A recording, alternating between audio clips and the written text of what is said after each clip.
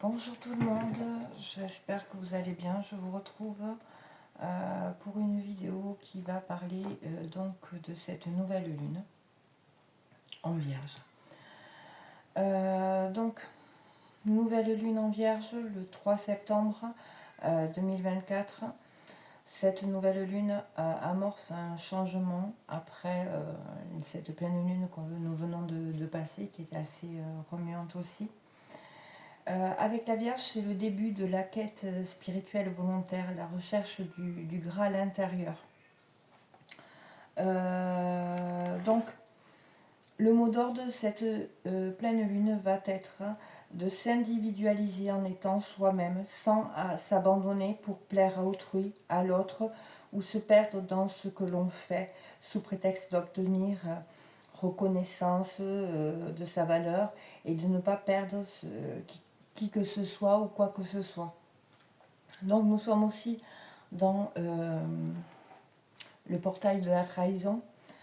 Donc là, il sera question de vraiment sortir de ces schémas de trahison.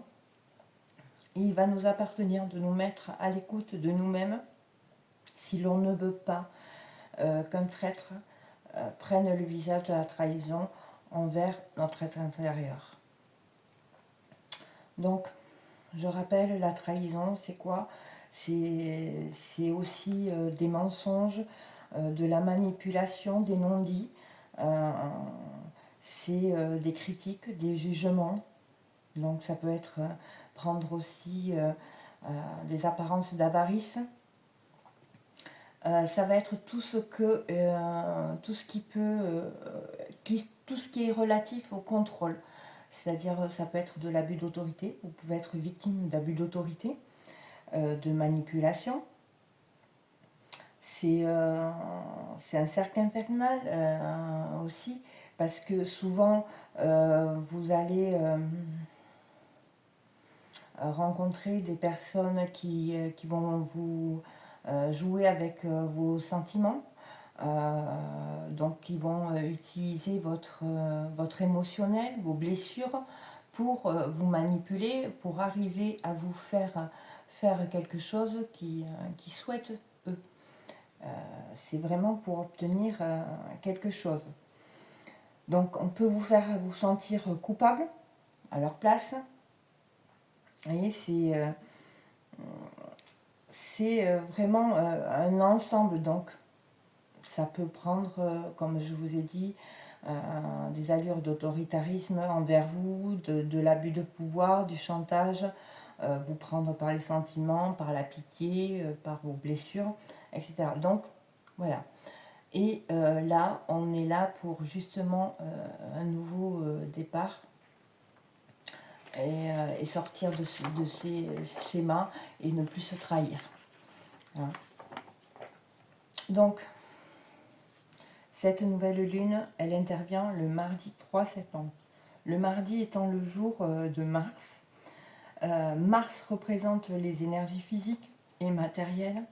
C'est une énergie d'action, de volonté, d'affirmation de soi.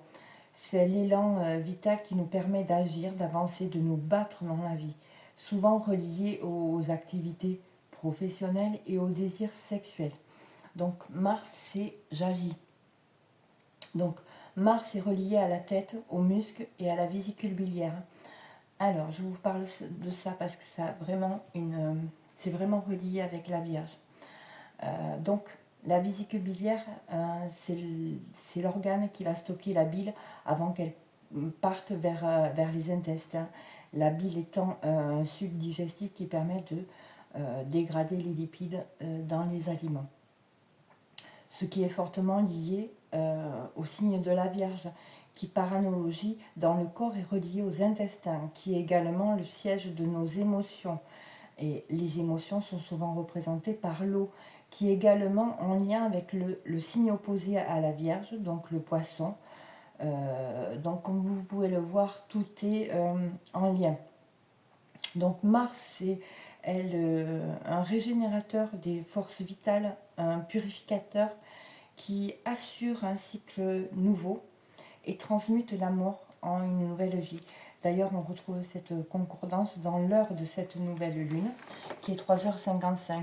Donc le 3 étant le résultat de l'association du 1, le yang, et du 2, le yin, qui nous parle de l'expression personnelle qui naît de cette association.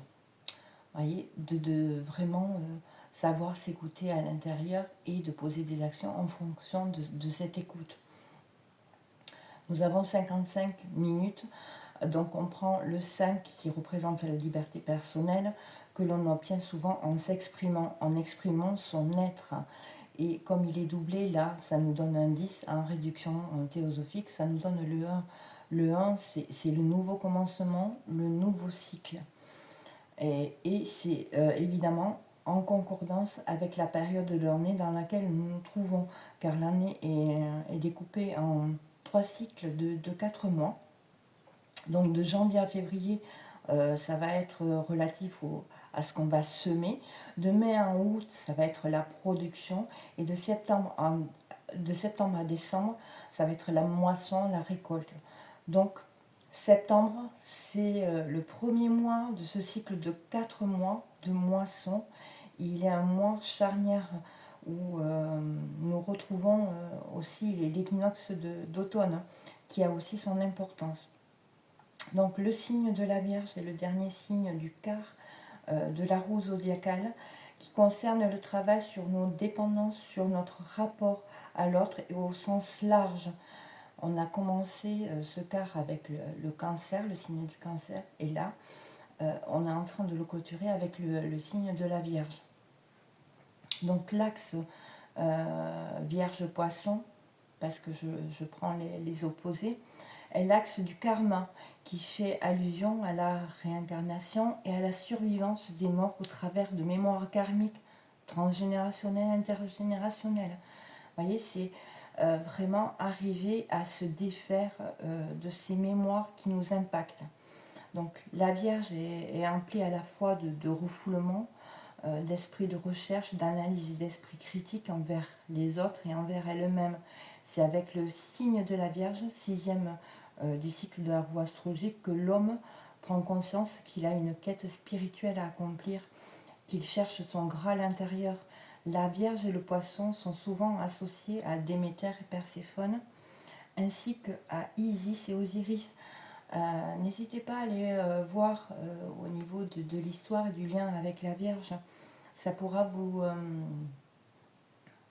amener à d'autres compréhensions. Donc, en fait, c'est vraiment descendre dans l'inconscient en vue de libérer, le refouler, de chercher, de trouver sa vérité intérieure. Hein. Donc, le placement de cette nouvelle lune nous renvoie à ce qui a de la valeur pour nous de façon matérielle, tangible. Elle exprime aussi notre relation à l'argent, à nos possessions, à nos ressources. Elle révèle aussi comment nous utilisons nos ressources personnelles, que ce soit du temps, de l'argent, nos relations, les talents pour réaliser quelque chose de tangible dans le monde. Elle nous renvoie également à la notion de valeur que l'on s'attribue. Ai-je de la valeur à mes propres yeux? Est-ce facile pour moi de me valoriser? Ça renvoie aussi à qui nous sommes vraiment. Hein, qui nous sommes vraiment à nos yeux. Elle écrit aussi les valeurs que l'on partage avec l'autre, avec l'extérieur, comment on partage nos ressources. Elle pointe tout ce qui touche aussi aux donations, aux taxes, aux legs, aux héritages, donc mémoire, ainsi qu'à la sexualité. Car c'est bien quelque chose, la sexualité, que nous partageons avec un autre et qui a de la valeur, qui a une valeur émotionnelle. Donc, elle nous éclaire sur comment on vit les transformations, les crises, les processus de mort et de renaissance, comment on gère les situations de crise, la fin des choses, la fin des relations et comment on se réinvente. Et là, on voit qu'il peut y avoir, donc, avec cette nouvelle lune, ce besoin de nouveau départ, ce nouveau départ qui s'annonce, une dualité, un conflit entre deux parties de nous-mêmes, entre nos actes, nos désirs, nos passions, nos instincts et nos sentiments, nos émotions et nos motivations. D'ailleurs, on le retrouve, cette dualité, au travers de nombres. Quand on fait la somme de la date de cette nouvelle lune, donc du 3 septembre 2024, on obtient le 20 en réduction théosophique, donc on obtient le 2, le 2 qui est signe de vraiment dualité. Donc un équilibre à trouver dans cette dualité. Hein. Voilà. Donc il faut savoir que l'intérieur de notre être contient dès la naissance une mémoire remplie de rêves de nos vies précédentes, hein, de mémoires, que ce soit antérieures ou transgénérationnelles. Et à mesure que nous grandissons, notre légende personnelle prend forme, comme les contes, les légendes et les mythes. Donc comprendre le pourquoi permet de mieux comprendre le comment de quelque chose. Donc ne pas hésiter à se poser vraiment les questions. Regardez ce que vous avez semé, ce que vous avez récolté. Parfois, nous avons beaucoup donné et rien reçu en retour, voire des miettes. Hein. Donc, regardez là où c'est que vous vous trahissez à trop donner, hein, pour justement faire voir votre valeur, qu'on reconnaisse votre valeur, ou par peur de perdre les personnes. Et ça arrive à tout le monde, on en est tous là, je veux dire. Voilà, c'est un travail de longue haleine. Donc maintenant, je vais passer vraiment à vous parler un peu plus des positions des planètes pour avoir un peu plus d'informations, pour vous transmettre un peu plus d'informations. Donc on va voir ces placements de planètes. Donc en premier lieu, je peux vous parler du triangle de la transformation qui permet de voir les influences planétaires qui vont insuffler la transformation, le triangle de la transformation des énergies par le feu sacré. C'est vraiment tout ce qu'il faut brûler et transformer à l'intérieur de nous. Donc ça concerne 3 planètes, donc Uranus, Pluton et Neptune. Donc je vais commencer par Neptune, parce que Neptune c'est je me connecte. Et pour arriver à une transformation, il va falloir vraiment commencer par se reconnecter à son être intérieur. Donc on voit que Neptune est rétrograde en Poisson, en maison 9. Il est également en carré avec Mars. Donc ce qui veut dire c'est que bien souvent là, on va pointer du doigt tout ce qui est donc ce qui nous fait agir n'est pas forcément en équilibre, en justesse avec ce que l'on ressent à l'intérieur de nous. Voyez. Donc là, il est question de rechercher un sens à la vie, donc de faire attention à notre naïveté. Quand on a un grand cœur, souvent on est naïf. Hein. Et quand on s'en aperçoit, on peut passer dans le fanatisme. Donc, essayer de garder du discernement et cet équilibre pour pas aller dans les extrêmes. Et là, il sera question de dépoussiérer des millénaires de croyances, de pratiques spirituelles, d'habitudes aussi, parce que des habitudes, vous avez déjà entendu des personnes, moi la première, c'est j'ai l'habitude de faire comme ça, donc je fais comme ça. En fait, voilà, ça peut aussi impacter cette transformation. Donc, il est question d'incarner l'amour, l'humanisme dans le monde sans trop être idéaliste. Il est question de se relier à cette part de nous-mêmes qui nous relie au collectif, au grand tout, à une dimension plus spirituelle. Donc là, avec Neptune rétrograde, on peut voir que dans des vies antérieures, il a pu y avoir des destinées de victimes liées donc à des dons et des pratiques spirituelles qui ont pu être souffrantes, voire provoquer des morts, hein, et qui sont vraiment à libérer. Donc, ça peut impacter notre capacité à agir, nous empêcher par des peurs inconscientes, de la confusion et un manque de volonté et de confiance. Ces mémoires peuvent vraiment jouer sur ça. Donc on peut manquer de réalisme, on peut faire preuve d'une culpabilité à s'affirmer en se positionnant bien souvent en victime, ce qui peut amener ou donner l'apparence. Alors, chez une femme, par exemple, euh, on peut avoir du mal à créer de la relation, à aller vers des hommes insaisissables, vous voyez. Et de façon inverse, pour les hommes peuvent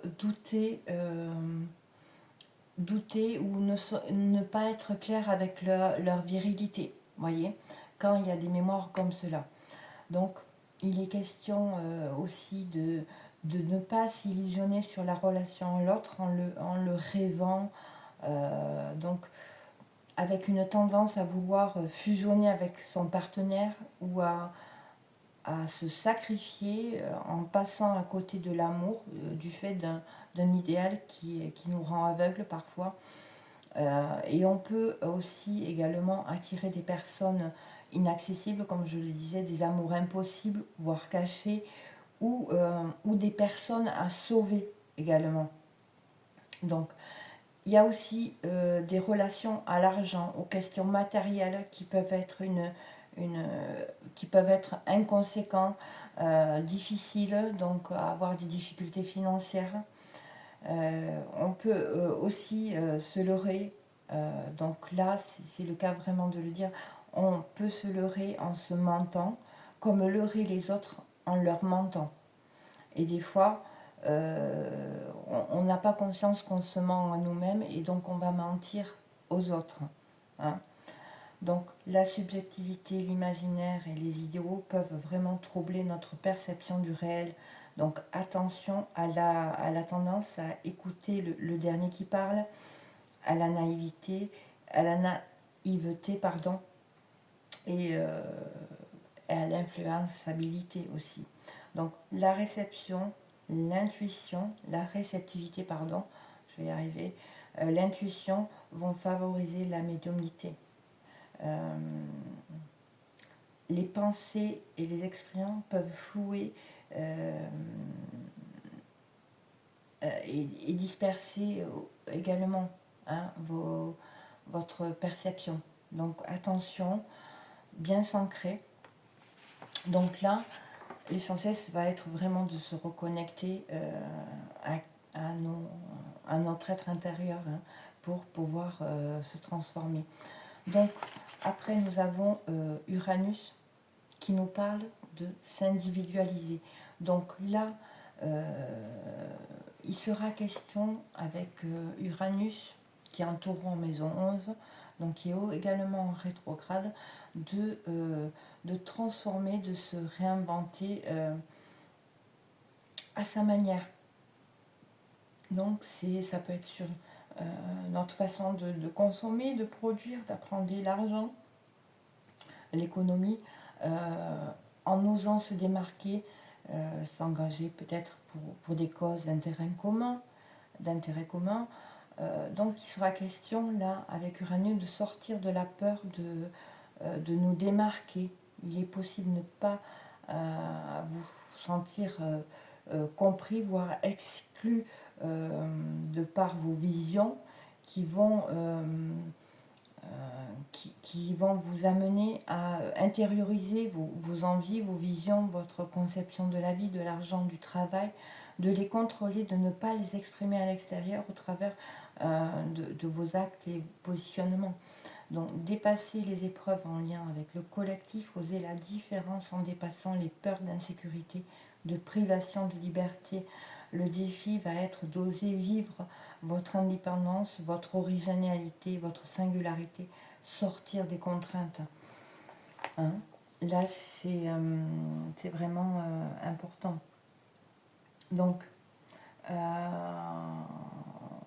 Donc le sextile de Neptune, avec ce sextile de Neptune, on nous demande de nous appuyer sur notre évolution, sur nos compréhensions pour remettre en question certaines croyances, sortir des schémas, nous appuyer sur notre capacité à modifier les rêves, les croyances et les idéaux de notre époque, d'une autre époque, les croyances et les idéaux, les rêves voilà, c'est vraiment lâcher les rêves, les croyances, les idéaux d'une autre époque. Vous êtes là, vous avez le droit de transformer, d'avoir des idées nouvelles qui peuvent paraître parfois à certains congruentes, mais c'est pas grave. Hein. Donc, il sera question vraiment de s'individualiser personnellement et de devenir indépendant. Après, nous avons Pluton qui est rétrograde, lui également en Capricorne en maison 6. Et Pluton, c'est je me transforme. Donc, il nous parle ce qui peut freiner cette transformation. Ce sont des traumatismes associés à des expériences de vie antérieure qui peuvent se répéter dans notre vie, liées à des violences ou des souffrances, où il a été question d'abus de pouvoir. Donc, ça peut être dans des vies antérieures où c'est qu'il y a eu des abus, des viols, des avortements, des fausses couches, qui peuvent vraiment se retrouver dans votre lignée, des grands-mères, des arrière-grands-mères qui ont pu faire des fausses couches, avorter, etc. Ça peut être aussi au niveau de l'argent, des pertes, des faillites, des pauvretés. Donc on peut l'avoir inscrit comme héritage dans notre ADN. Donc des questionnements liés au fonctionnement de notre société, voire de notre civilisation, l'autorité, les lois, l'organisation sociétale, l'économie, l'exploitation de la terre et ses richesses. Donc là, il sera question vraiment de nous affranchir de la tradition de manière à faire changer les choses, évoluer, hein, sortir de choses qui sont vraiment obsolètes. Hein. Donc les domaines où vous choisissez de vous engager pourront vous demander de faire preuve de courage et de résilience pour sortir d'une activité qui ne vous nourrit plus, qui ne respecte pas vos convictions, qui sont possiblement gouvernées par une autorité sans valeur humaine. Les boulots, vous savez, qui font dire aux autres, vraiment moi, je ne pourrais pas faire ça dans ces conditions, etc. Donc là, il y a vraiment des remises en question importantes et sérieuses sur notre activité. Hein. Donc, rester dans une activité qui ne nous convient pas ou plus, de peur de manquer d'argent, la peur de l'inconnu, cette insécurité vraiment est liée à un problème au niveau des racines, donc de vie antérieure, mais des répétitions peuvent être apparentes dans le transgénérationnel. Donc là, il est question de vraiment choisir de ne pas faire comme nos ancêtres, mais en même temps, il y a cette empreinte, donc c'est être tiraillé entre le respect des règles, des lois, de la morale, et de cette loyauté familiale aussi. On peut être partagé entre honte et culpabilité, et il y a un risque aussi d'autoflagellation, de masochisme, d'autodestruction, être dans l'hyper-contrôle ou dans la destruction. Donc là, il sera vraiment question de trouver un équilibre et rester mesuré pour pouvoir arriver à cette transformation. Hein.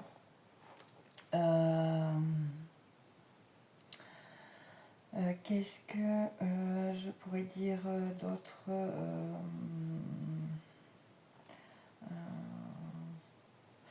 Donc oui, qu'est-ce que je pourrais dire d'autre? Donc oui, Pluton, et on voit bien qu'il y a un conflit, hein. Donc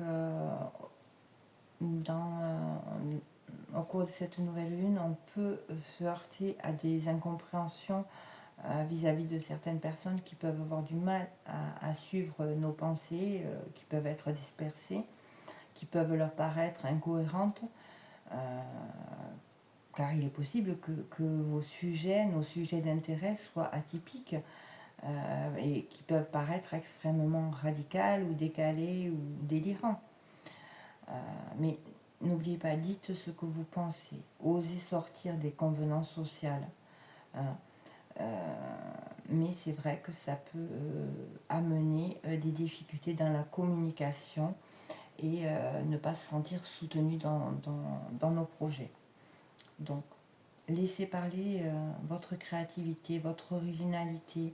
Euh, c'est, Ce sont des qualités qui vont contribuer à votre réalisation sociale, votre capacité d'innover, de renouveler l'existant ou l'ancien, et à l'inverse de structurer un changement et la nouveauté pour l'adapter concrètement aux besoins de votre réalité, de la société, sans forcément détruire le passé, mais que ça soit plus adapté à vos besoins et à votre évolution. Voilà. Donc là, je passe au triangle des énergies physiques et matérielles. Donc ça va décrire les influences de certaines planètes sur le moment venu. Là, donc on parle de Vénus, Mercure et Mars, hein. Donc Vénus, c'est ce qu'on aime, c'est j'aime.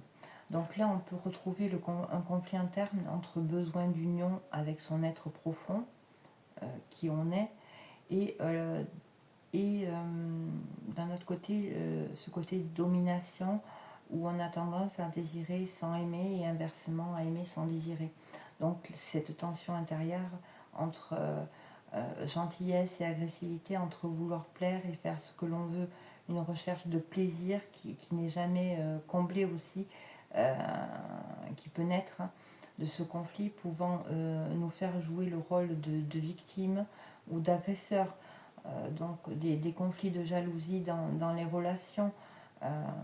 Et c'est souvent avec les gens que l'on aime le plus qu'on se montre parfois le plus agressif. Donc il sera question de ne pas tomber dans des dépendances, dans de l'idéalisation dans le couple, dans les relations, sous prétexte d'éviter les conflits et faire des concessions à outrance qui pourraient amener des frustrations, de la colère et de l'agressivité. En fait, c'est bien souvent ça. L'agressivité, si on redescend la chaîne, c'est les colères, et les colères, elles viennent de frustration. La jalousie, c'est quand on se sent, comment dire, emprisonné, et qu'on a l'impression de ne pas pouvoir se réaliser ce qu'on a envie réellement, et qu'on voit une personne qui réalise des choses qui nous parlent et qui nous plaisent. Et donc c'est là que la jalousie naît. Donc bien avoir cette compréhension-là. Donc faire des compromis, oui, mais sans se compromettre, hein. Là, il va falloir trouver un juste milieu dans ce qu'on aime réellement et ce qu'on fait qui n'est pas forcément ce qu'on aime faire. Voyez. Donc, on a vu Vénus et j'aime. Donc, Mercure est en Lion en maison 2. Donc, c'est je communique. Donc là, il y a un besoin de reconnaissance dans ce placement. Qu'on reconnaisse votre intelligence, votre valeur, vos idées, vos propos, au risque d'être prétentieux et suffisant. Donc attention à ce côté-là, quand Mercure est en Lion, hein, parce que ça peut être déséquilibré. Donc il y a une capacité quand même avec Mercure en Lion vraiment de motiver, de diriger, de ne pas tomber. Il y a vraiment une belle énergie si on sait la maîtriser et, euh, et l'équilibrer. Hein. Si on a du mal à maîtriser cette énergie, on peut tomber dans vouloir soumettre autrui à ses compréhensions, à ses idées, etc. Donc, en trouvant un équilibre, en diffusant vos idées, vos valeurs, vos propos au travers d'écrits ou toute forme de support de diffusion, pourrait vraiment vous valoir des gains financiers, matériels, une reconnaissance. Hein. Après, nous avons Mars. Mars, donc, comme je le disais, c'est j'agis. Donc, l'aspect de Mars, il va favoriser la réussite et l'épanouissement et la reconnaissance professionnelle. Donc, voilà. Mars est sociable, communicatif dans ce placement. Il aime partager, transmettre en s'amusant. Il est capable de beaucoup de choses. Donc, il y a une énergie très puissante qui va nous donner beaucoup d'énergie à enclencher ce nouveau départ. Il y a également beaucoup de nervosité, une envie de bouger, de mouvement, de changement. Donc attention au risque de se disperser avec ce placement. Là, il est question de trouver sa place dans la société, dans un groupe notamment amical, qui peut être parfois source de conflit ou d'agressivité, surtout si on veut imposer d'emblée ses idées sans écouter autrui. Donc vraiment, la communication, l'écoute va être importante et primordiale. Une possibilité de s'engager dans des causes sociales, œuvrer pour le progrès avec ce positionnement sont vraiment, je dirais, favorisés. Ensuite, je vais vous parler du triangle de l'incarnation, donc où je regarde la position du soleil, le nœud nord et la lune noire, qui va un peu résumer ce que je viens de vous partager. Donc, le soleil, donc, il est conjoint à la lune. Nouvelle lune dit conjonction du soleil et la lune. Donc, en vierge, en maison 2. Donc, le soleil, c'est je suis. Donc, là, les préoccupations centrales sont matérielles et financières. C'est montrer sa valeur, pardon. C'est un besoin de reconnaissance en bâtissant quelque chose de solide, de stable, de sécurisant. En fait, là, le soleil dans cette position, c'est le bosseur qui n'a pas de temps à perdre dans des futilités.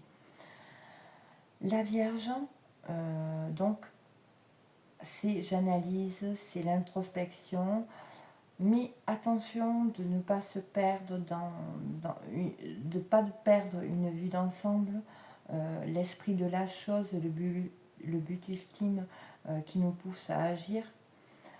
Attention à l'obsession de la perfection et de l'efficacité qui peuvent devenir stériles si l'on n'admet pas que l'imperfection fait partie de la réalité et le confère même sa beauté et son mouvement de vie. Ne pas se focaliser sur les détails en s'inquiétant outre mesure. Hein. Mais au contraire, rechercher un peu plus un sens plus large. Il y a, voilà, la vie est faite d'imperfections, mais en même temps, pour moi, il n'y a pas de hasard. Hein.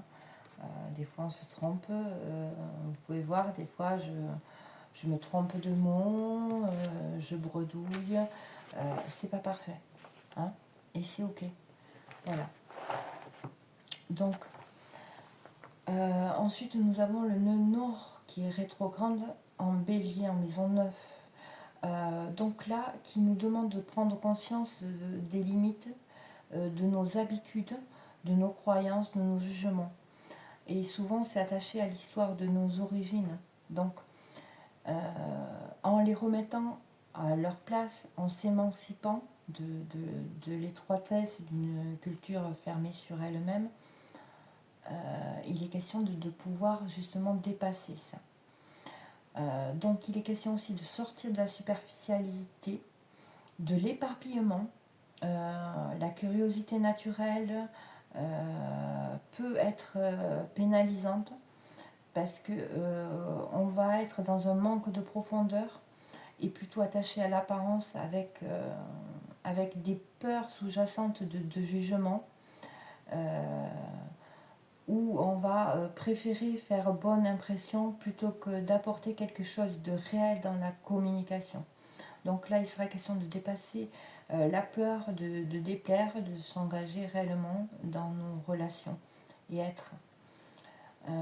Plus on va développer son intuition, sa réflexion, plus le sentiment de superficialité va s'estompera.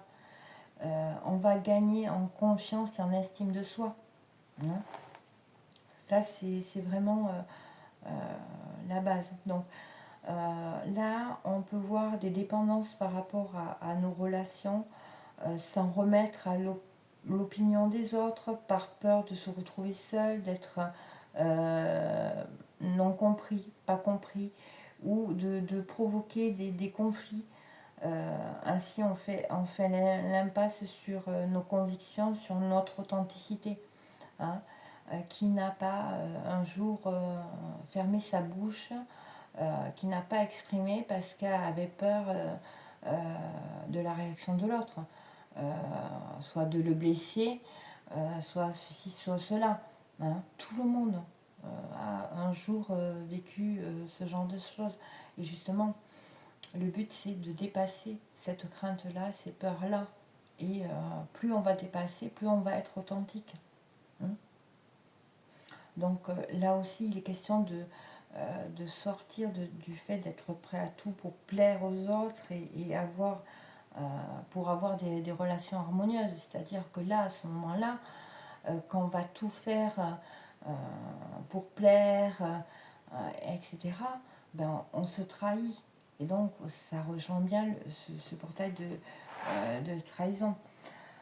Donc il est question d'arriver à se différencier des autres et à créer son propre chemin, défendre ses points de vue, quelles que soient les opinions des autres, sans imposer, hein. Mais voilà, on peut partager et, ses opinions. Donc bien sûr, le risque est de se retrouver seul ou un peu moins populaire, hein, essuyer quelques déceptions relationnelles, mais c'est le prix d'une certaine indépendance d'esprit, d'une authenticité. Les relations, en tout cas, gagneront en authenticité, en réciprocité.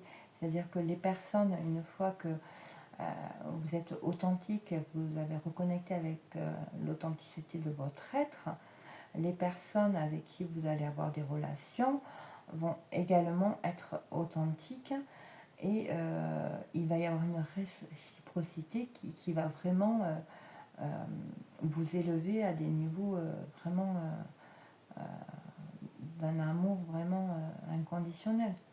Donc, surmonter sa peur, ne pas faire l'unanimité, oser entreprendre pour révéler ses capacités, auquel cas on risquerait de se complaindre, de se complaire dans la plainte et la victimisation par aigreur de ne pas s'accomplir. Hein. C'est la dépendance à l'autre, le manque d'autonomie et d'engagement personnel, l'influençabilité et l'hypersensibilité. Donc là, c'est apprendre à s'affirmer, à décider, à agir par soi-même en se rendant indépendant du jugement d'autrui. Donc après, nous avons Lilith qui est en balance en maison 3. Alors Lilith en maison 3, en balance, va nous parler de blessures relationnelles, des blessures dans des vies antérieures, qui sont en relation avec des unions qui ont été source des difficultés dans d'autres vies. Elle pose encore des problèmes dans cette incarnation donc des dépendances à l'autre, peur de perdre. On peut être exigeant dans nos relations, avoir une peur de se lier, rejeter la relation par peur de perdre l'autre. Hein. C'est un karma aussi qui est lié à la justice. Alors pour revenir à la peur, vous voyez, là, donc dans des vies antérieures, donc il y a eu certainement, comme je vous le disais, des pertes, ou alors vous avez vécu des décès, etc. Vous avez perdu quelqu'un dans des vies antérieures, donc il y a des mémoires souffrantes qui vous impactent encore là. Et ça, on peut le retrouver dans votre lignée. Nous avons tous, je pense, un arrière-grand-père ou arrière-arrière-grand-père qui a fait la guerre et qui possiblement est décédé à la guerre. Donc, vous voyez, ça impacte aussi vos racines et on peut le retrouver à ce niveau-là. Donc, c'est quand même intéressant. C'est pour ça, et si ça peut vous aider, tant mieux. Donc, comme je disais, il y a un karma lié à la justice. Donc, il peut y avoir une peur de l'injustice ou des soucis avec la justice aussi. Peur de faire des choix, de se positionner, de s'exprimer, de communiquer. Donc là, dans une vie antérieure, vous avez pu être jugé, condamné, être par exemple une sorcière qui a été accusée, critiquée, dénoncée, et qui a fini soit sur le bûcher ou écartelée, etc. Et donc, il y a cette mémoire souffrante. Donc, on peut la retrouver dans la lignée transgénérationnelle par justement vivre des injustices, des accusations, que ce soit vos ancêtres, etc. Vous voyez, on peut retrouver tout ça. Donc, et ça impacte à notre vie, parfois à avoir du mal à faire des choix, à se positionner, à s'exprimer et à communiquer. Hein, vous voyez, ça en découle souvent. Donc, il y a un autre karma aussi qui est lié aux critiques, accusations, dénonciations, bon ça je l'ai dit, trahison, mensonges, qui ont pu aussi également amener des difficultés à communiquer, à s'exprimer. Il y a aussi, il peut y avoir une notion de ne pas être allé au bout de ses études ou ne pas avoir pu faire d'études dans des vies antérieures, où on n'a pas pu diffuser ses idées, etc., ou ne pas se sentir légitime intellectuellement. Et donc, ça peut, donc ces mémoires peuvent vous impacter dans votre vie actuelle, donc avoir du mal à s'exprimer, ne pas oser s'exprimer, etc. Il y a aussi également des traumatismes ou expériences difficiles avec la fratrie, des traumatismes. Donc, excusez-moi, je reviens sur la fratrie, mais dans d'autres vies, voilà, vous avez peut-être eu des expériences difficiles avec les frères et sœurs, et ça peut se retrouver dans cette vie-là, avec des difficultés dans la fratrie, avec des frères et sœurs. Vous voyez? Donc, ils sont à régler. Parce que là, c'est une question de place, de reconnaissance de valeur. Hein. Des traumatismes également liés lors de déplacements qui ont pu impliquer des accidents possiblement mortels. Donc, dans d'autres vies, mais peut-être que dans votre lignée, il y a eu des accidents mortels où les gens ont perdu la vie. Et donc, ça a mené des mémoires qui se sont transmises. Donc, voilà. Tout ça, vraiment, j'espère que ça pourra vous orienter pour pouvoir travailler et trouver des clés de compréhension, de conscientisation. Donc là, je vais essayer un peu de résumer un peu tout ce que je vous ai dit. Excusez-moi si je répète et que je m'embrouille. En tout cas, j'espère que vous trouverez quand même des réponses. Donc, cette pleine lune, cette nouvelle lune, j'en ai après les pleines lunes, décidément. Donc c'est une nouvelle lune qui est reliée aux moissons, au bilan. Donc c'est à partir, ça nous parle de à partir d'où on va créer, on va s'individualiser. Donc là aussi, il y a une consonance quand même de peur, de croyance, de loyauté familiale. Hein. Donc la Vierge, comme je vous l'ai dit, c'est j'analyse, je trie, c'est le signe qui est relié aux intestins, c'est siège de toutes nos émotions relatives. Donc au Poisson, la profondeur des eaux, signe par opposition à la Vierge. À partir d'où, de quel endroit nous nous sommes construits dans la vie matérielle, active, professionnelle, mais pas que. La Vierge, c'est un signe de terre, donc qui nous parle de nos racines, de notre construction. Si nous nous sommes construits sur des fondations qui ne sont pas stables, hein,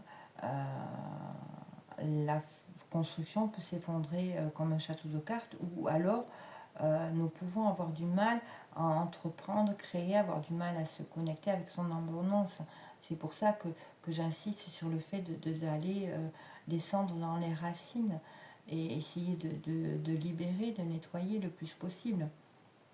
Parce que si dans votre lignée, il y a eu des faillites, des décès qui ont amené des déséquilibres, dans le genre, on a tout puis on n'a plus rien, dans le cas de décès, mais pas que, des souffrances liées à la pauvreté, au manque, des peurs de perte, des insécurités, pour diverses raisons, les racines sont touchées. Et tant que l'on ne libère pas ces racines, il est compliqué de pouvoir créer, construire, connecter à son abondance, qu'elle soit financière ou autre.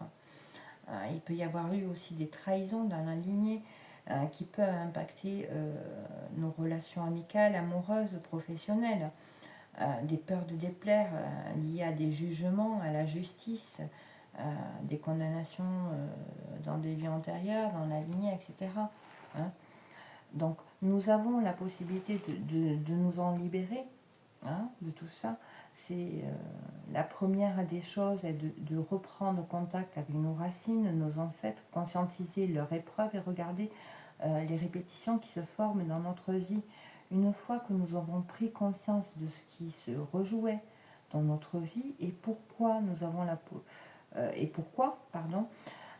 nous avons la possibilité d'ajuster notre posture, nos choix pour stopper ce cycle de répétition, ce qui peut nous ralentir, nous entraver dans cette libération, et bien souvent les peurs.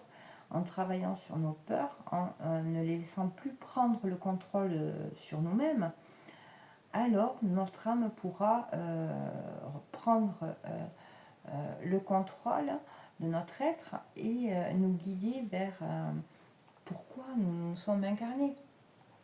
Vous voyez, c'est vraiment un cycle où le travail sur nos peurs va être crucial.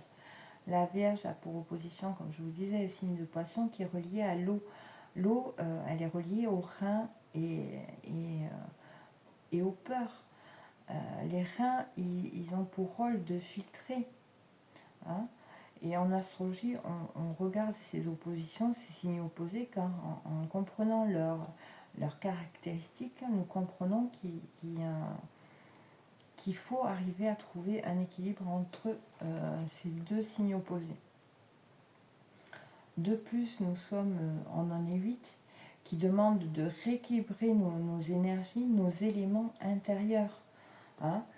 Et le bois qui représente la terre, donc avec la Vierge, ne pourra pas nourrir notre feu intérieur s'il est imbibé d'eau, donc émotion Poisson, s'il est mouillé, noyé par nos émotions, et si notre feu intérieur n'est pas nourri, il va s'éteindre.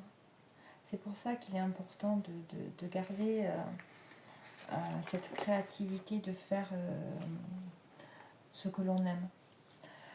Donc voilà, je vais m'arrêter là. J'espère que, en tout cas, ce contenu pourra vous apporter des réponses, vous guider pour mieux enclencher ce nouveau départ qui se présente à nous. Je vous remercie pour vos messages, vos gentils commentaires. C'est la même chose, pardon. Vos likes, vos abonnements. Merci infiniment pour votre présence. Prenez soin de vous et je vous dis à très bientôt. Je vous ferai certainement une guidance à choix relatif à cette nouvelle lune qui pourra peut-être vous apporter des informations complémentaires.